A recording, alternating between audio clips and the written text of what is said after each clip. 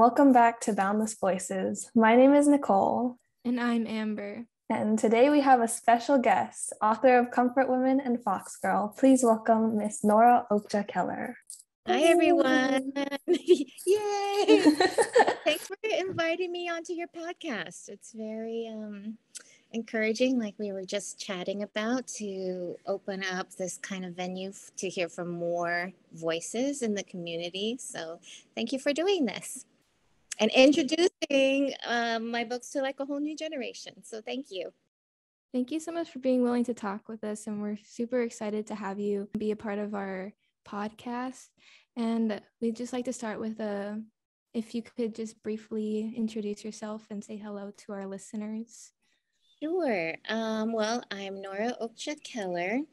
I was born in Seoul, Korea, but left South Korea when I was about 2 or 3.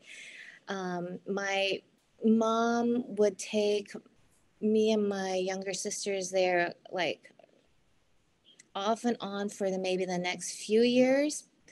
But from the time I was probably about 6 or 7, we hadn't gone back to Korea at all until after I was an adult. So I lived most of my life in Hawaii and went to Punahou School. So I've been in the same classrooms you guys have had. In some cases, have had the same teachers you guys have had. Isn't that shocking? Yeah.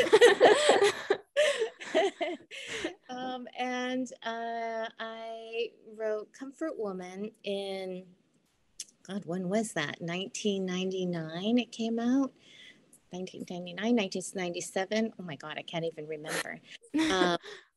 But that was at the point where Comfort Women from the World War II were just starting to come out with their own stories, and that consciousness of who Comfort Women are or were and what they endured during the war was just bubbling up to the surface like news and becoming like breaking the news internationally. And so I remember thinking, how come I didn't hear about this before? Like, it was like several decades before these women started feeling comfortable or brave enough to be able to speak about their trauma. And so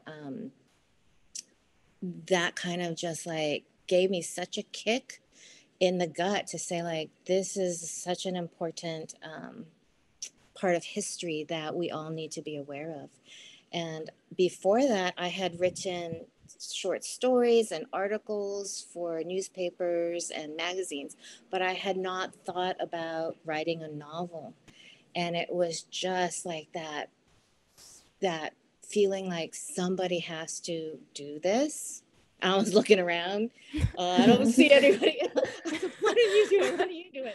And no stories were coming out except for like these news articles on these women. I thought, oh, I'm going to start writing about it. And so that's really how I became a novelist without intending to become a novelist. It was just finding that story and then thinking this needs to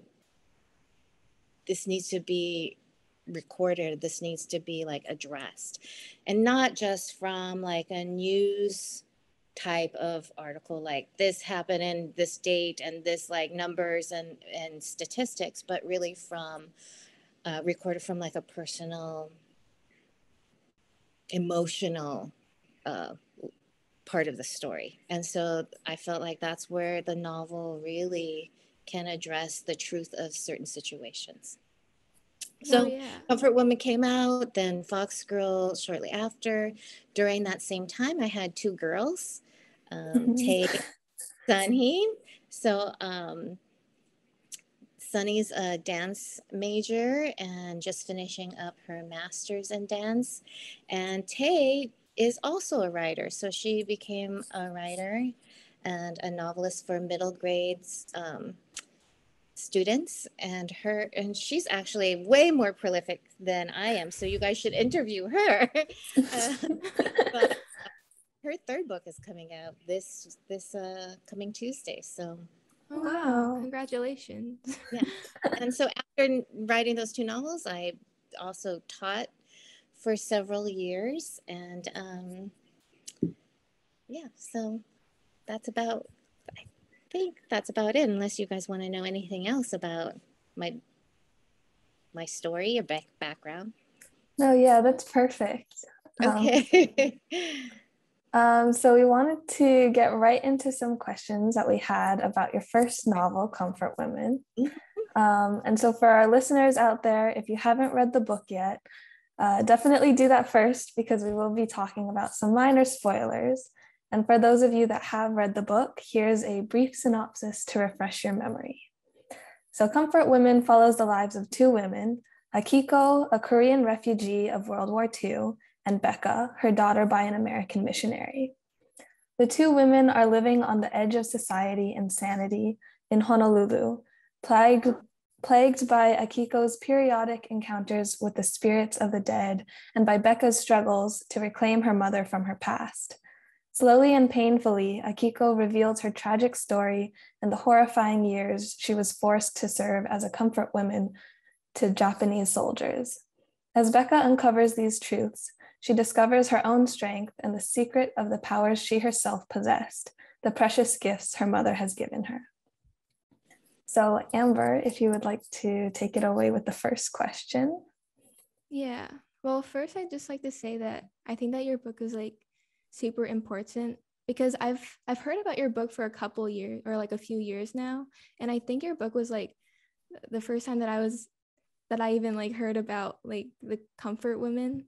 And because of that, like a lot of the stuff that happened during World War II, and even prior, because of like the other countries, like kind of presence in Korea. And so I thought that was like the way that it was done, like after reading it, was super well done.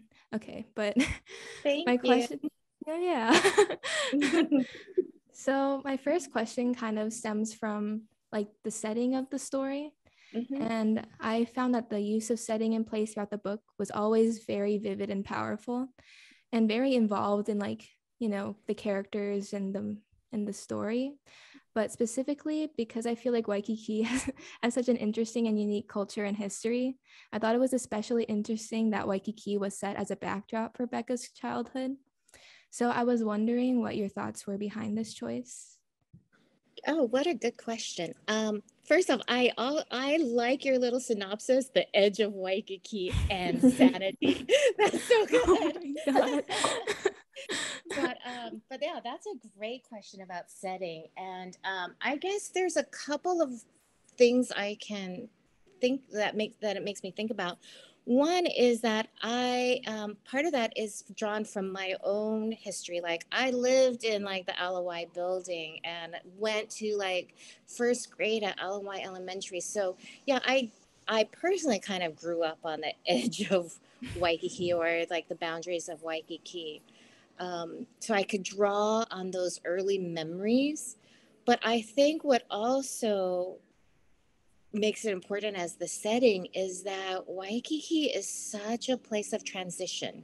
And it's like physically gone through so many transitions throughout its existence, from like swampland to like now to like this mega resort. And it's now become this zone where you have so many different classes and types of people living in like such a small area, right? And they're all butting heads together, like the mega rich that come and or live on the beachfront resorts, and to like the newly immigrant communities that are in service. So yeah, it's such an interesting place where you can have all these dynamics and tensions, not just between the characters but between just like the setting and the environment itself. So No, good yeah. question. That definitely didn't go over my head either, because while I was reading it, I just thought it was like so powerful how like she transitioned from being in Korea to like coming to Hawaii, and then also working in like a lot of the like the restaurants, right? Mm-hmm. And like being able to like, and I don't know, I just felt like her interaction with all the people there was very like a very good representation of like what I felt like Waikiki was like. And also, I mean, like also that stuff about like water as a theme and having Yeah. like Waikiki be like, yeah, like a swamp area. And before that, even like the beaches were like kind of kapu, you know? And Yes. so Yeah. For royalty. Yeah. Mm-hmm. yeah, and so all those layers I felt like really added to the story, or like even Becca's childhood. Yeah. Oh, I love that. Yeah. Water was definitely such an important element, and shut up, Bob. But element and metaphor throughout. Like I was very conscious of like water and fire in Oh yeah.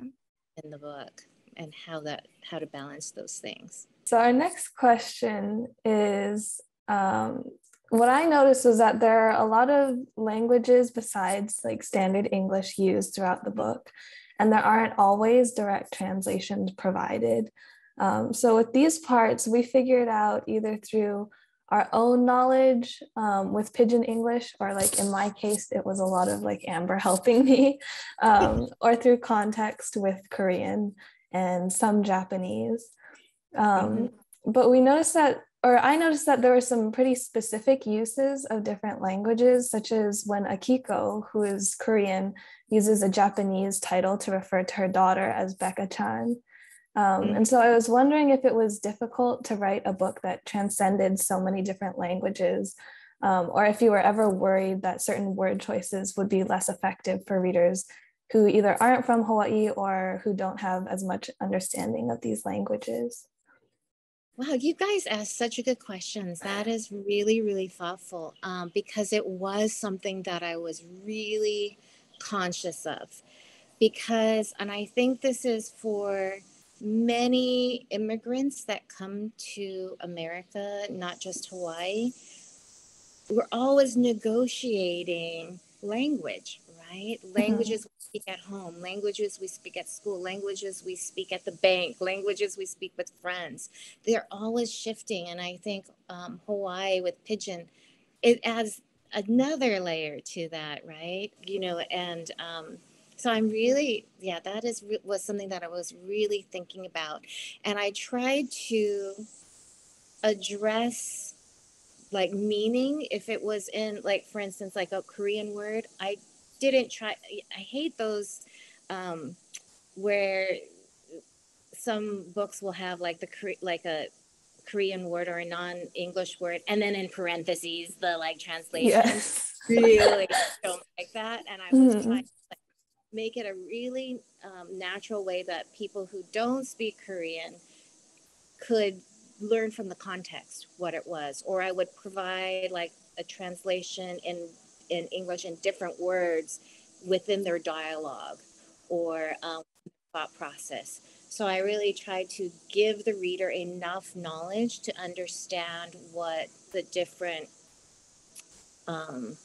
the words in different languages might mean. Now, certain things like um, the the the affectionate term chan, like you had mentioned, Becca chan, is like a very Japanese term, and I think even if you don't know that it's like a Japanese term that or attachment to that, you still know it's a mother addressing her child with like an affectionate nickname, or you know enough about that.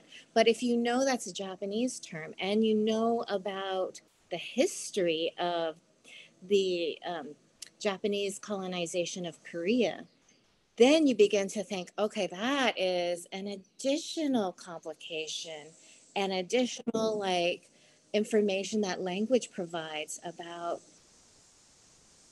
how complicated that history is, right? Like, why is it that this Korean mother addresses her precious daughter with that Japanese honorific, given like that colonization? And it's because of the colonization, right? That whole generation of Korean people were forced to learn Japanese, were like names were taken away, language was taken away, parts of their culture was taken away. So it was so it's something that you feel like, okay, she has been kind of oppressed, not just like what happened to her.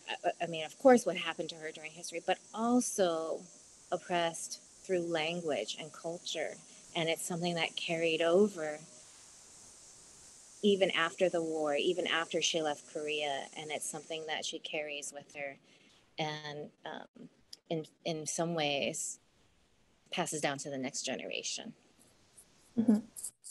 Yeah, we definitely noticed like there's a significance about language. Like when the Japanese soldiers tell her that like the Koreans have like an affinity for like learning languages. Yeah. That was really interesting. And also like the importance of names and names in different languages and titles and that sort of thing. And also like we've read a lot of books that have to deal with like using two different languages and like when to translate it versus not. And so it was really, it's nice to hear your thought process behind that. Oh, yeah, thank you. Yeah, I feel like if readers are smart, so that if you give them like enough context, they are able to understand, the meanings of words that are not in English, enough stories about. And if they do know the language, or they get a sense of, or if they do know the language, then they get even additional information to the background. So you gotta trust your reader too. Yeah. Okay. So for our next question, kind of on the topic of language, whenever I read literature centered around Hawaii, something that I always find like kind of tricky and like hit or miss is like when an author decides to incorporate Pidgin into the writing, whether it be how like, a character is portrayed or how the language is like actually written. Like, sometimes it's like doesn't sound like Pidgin to me. And so how did you approach writing the characters who spoke Pidgin or the use of other languages such as Korean? How did the Pidgin sound to you? I mean, it sounded like I'm not really an expert, but like I thought it was super interesting because it sounded good to me. And like my family all speaks like like my family all speaks like Maui Pidgin. And so like when I would like kind of approach them with it, like, how does this sound? So kind of hearing like the differences and like Pidgin that's like from here versus Pidgin from Maui is like super interesting to me.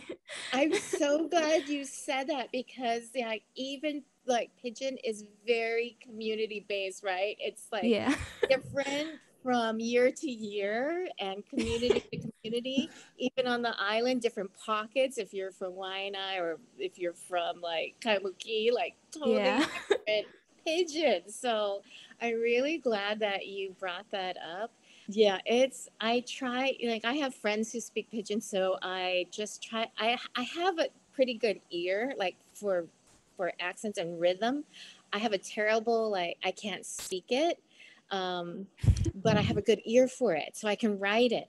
And I think part of why I can't really speak it is because when I was younger, we grew up in Waimanalo. So of course I heard Pidgin all the time. And when I was younger, I would speak it. But when I spoke it at home, my mom would slap me in the head and she goes, that's not, she would go, Pah, and I'd be like, and she goes, don't speak Pidgin. You have to speak English. Like I couldn't even speak Korean at home because she was just like, you got to speak English, because when you speak English, you can be successful in this life. You can be successful in America, right? So and it's sad to me because I do feel like languages that I would have grown up speaking, including Korean and including Pidgin, I can't speak it. And I feel like that's kind of a block that I have. Even though I hear it and I can write it, I can't speak. So but yeah, so that was something that I grew up with. So I try to be as much as possible clear with what I heard or true to what I heard. And I would have like my friends tease me. They're like, oh my God, your pidgin is like a white person from the mainland. And like, even your husband, who is a white person from the mainland, speaks better pidgin than you. Like, they tease me about that. But they would read it and be like, okay, that sounds like what you wrote sounds good. Like, I can hear the pidgin. But when you speak it, no. No, but that's Very something sad. that's oh God. Well, that's something that's like really interesting, because that's something that I've experienced in my family, because it's not like pidgin is very far removed from me. Like like all of my parents speak it and like my grandparents, but like when I was growing up, they like isolated my grandpa from me because he thought that he would corrupt me with his pidgin. So sad. And it's really Yeah. reflective of the history that we had in Hawaii too, where you had like, based on if you could speak English well, you could go to like the more elite schools versus like if you're pidgin, you have to like, you're in the what was considered like the poorer schools. Yeah. So it was sad. And you weren't allowed to speak pidgin in schools or, yeah. Well, Yeah. it was just very divisive in Hawaiian history. Yeah. Like even Hawaiian, like my Mm-hmm. parents would get scolded by their grandparents who were like, and this is like the 70s, where Yeah. it was like stuff was just, the crackdown of Hawaiian language kind of Yeah, we stopped. almost lost Hawaiian language completely. Yeah. And Mm-hmm. so like whenever they would say like pow after dinner, or like moi moi or whatever, like my grandma would, or like my great grandma would like scold them and be like, no, you got to speak English. So it's very like interesting, like the comparisons between, you know, all the communities, I guess, in Hawaii, and how they kind of have similar experiences. Yeah. Mm-hmm. Yeah, I also think like just in general, I've kind of noticed this pattern among immigrants and like people descended from immigrants, is that like the newer generations are actually starting to like take back their languages, because like I've noticed in my family, like my father's parents immigrated from China, and when my dad was growing up, they didn't want him to learn to speak Chinese at all.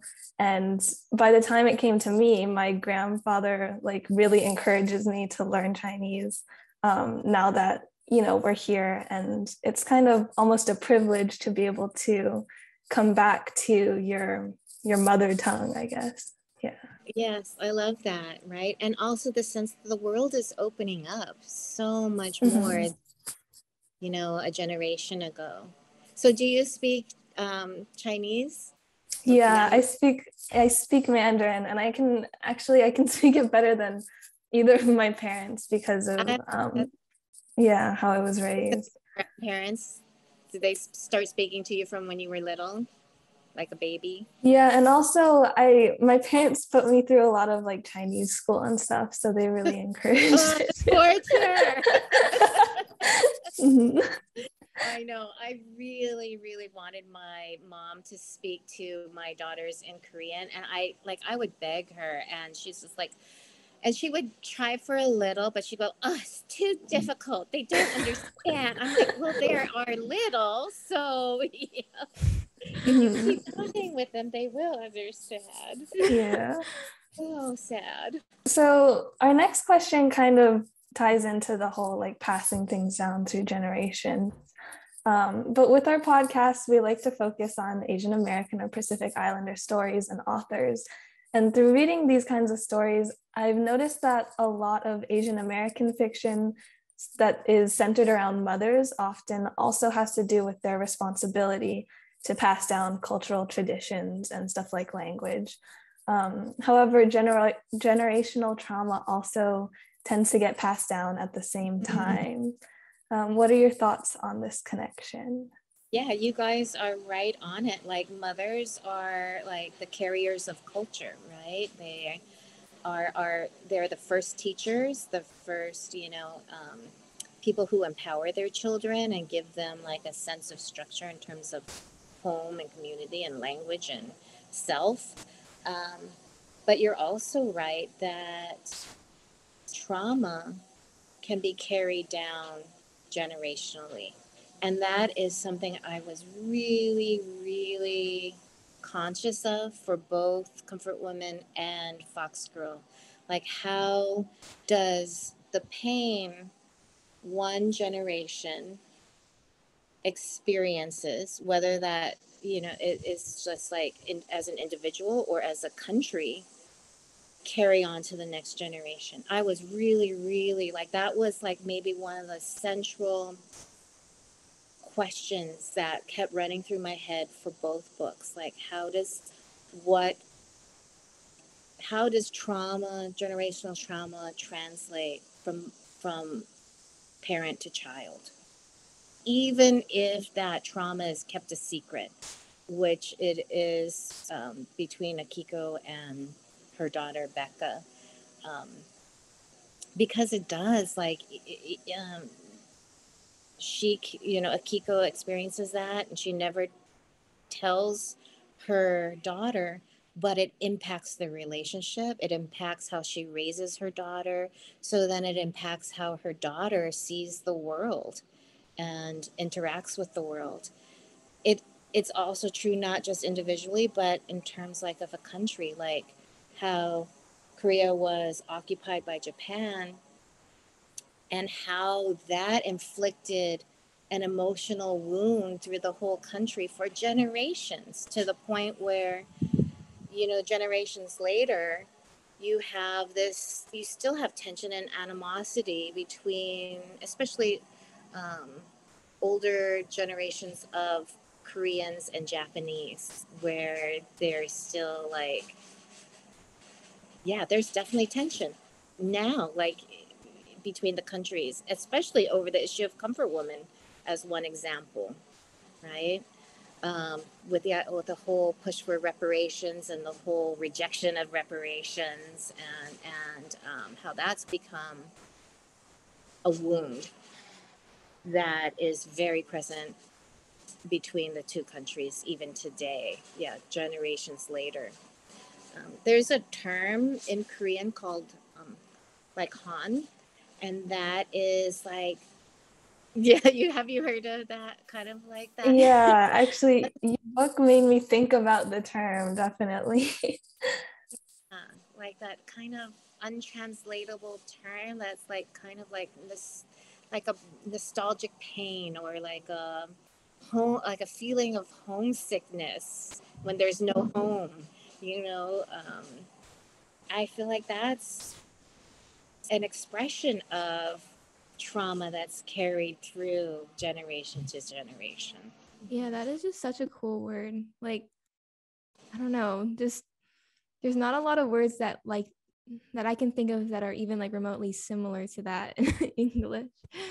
So I think that's so cool. Words like that really express a lot about that culture, right? Those words that can't be translated and are specific to that culture, then you kind of realize, wow, that's kind of at the core of that culture. For the next question, while we were doing some research for this interview, we saw your interview with PBS Hawaii in 2008, and something that struck us as really weird was their reference to your work as ethnic books. Obviously, yeah. Obviously, like, I don't think that this is a very good classification of your writing, but we were wondering what your experiences was like while trying to publish stories featuring Korean Americans and Korean culture, and how this has affected you, if at all. I tried not to get involved with the labels, and I know I have the books have been referred to. Yeah, ethnic is weird. But but as Asian American or women's writing, or Asian American women's writing, or Korean American literature. So I know there's like a lot of labels, rarely just American literature, right? It's always seems to have like an attachment towards it. So I try not to get too involved with it, because I feel like to a certain extent it has nothing to do with the story itself. Like, I realize that there are a lot of different lenses that the book can be read from. and I'm okay with that. I know that there tends to be some ghettoization of it, but I also know like people come to a novel the way that they will come to it, or a story that they will come to it, and an author does not have control over that at all. So it's better for me not to get too wrapped up into how my stories are classified, right? It's more important to concentrate on the story itself. I feel like whenever, because now I'm seeing a lot more like representation for like Asian American characters, but then all of a sudden I find like whenever there's like an Asian American character, but that also has their Asian American culture, it's like all of a sudden it's labeled as like something different besides like, I'm just, and like a human story, or just yes, yeah. right, or Mm-hmm. right, or even if it's like a woman character, it's like, oh, it's women's literature, rather than you don't see that when it's a male character, right? Or like, yeah. what, or a white character. This like kind of the assumption, or the kind of fallback is always like, oh, it's a white character, right? So like, oh, the once that the label Asian American or ethnic American, it's, I don't know, it does put like, I don't know, a flag on the book in some ways, right? That might influence how an audience or reader comes to it. Yeah, it's strange. Like specifically like the publishing industry, have you noticed anything like from your perspective? In terms of, what do you mean? Can you specify? Like it's like your experience with like trying to get it published, or like getting books published or writing published, like choosing to write about like characters that you write about, or having like the certain themes that you have in your writing, how that has impacted say like who publishes it? I don't know if I can really answer that question. One, because I was very lucky in terms of publishing. Like, I did not have a big struggling story. I did not have to really shop it around. I knew what I wanted to write, and I had my sense of characters and a strong sense of voice. So I didn't worry about the publishing aspect of it. I just, for me, it was always, I always concentrated on like the writing aspect of it, and being true to the story, and being true to the voice, and trying to research the history and providing the proper context. So I was not really thinking about publishing. And that was, and that was like almost 30 years ago. So I also know that publishing has changed a lot since then, in terms of, not just in terms of what the big five might be looking for in terms of trends, but also self-publishing has been has seen such a revolution and made such a change in the publishing industry. So I can't really speak to that. I feel like if you are true as a writer, if you're true to the story, if you're true to your character, and you're true to like the voice, you will be able to find a place to find your audience. You find your people, the people who will connect to that story, whether it's through traditional publishing or through maybe self-publishing avenues. Or if you just want to Xerox it and pass it out to your family, that's got to be your audience too, right? So I feel like the story takes more precedent over publishing. So Yeah, I think that's a really good way to just approach writing in general. Yeah. I think you will cripple yourself as a writer if you only think about the end product rather than going through the steps of the process.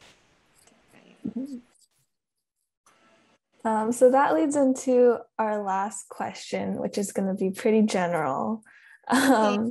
But do you have any advice for like young writers or even readers who are looking to write their own story, and how to like stay true to that story, as you were saying? How to stay true to the story? Nothing beats like the discipline of writing, and I'm terrible at that, but I feel like I did a good job of teaching my daughter to be like a disciplined writer. And that's really like sitting down with the page and like approaching each page. I know that blank page is daunting, or the blank screen is daunting. So give yourself permission just to write what, you know, to write whatever. Even don't expect like to write like a like a perfect draft. Nobody writes like a beautiful first draft. You can give yourself to permission just to write junk for that first, and revise and revise, and like your story will come with just the dedication of writing, a regular writing schedule and a regular revision schedule. So don't be afraid of either one of those.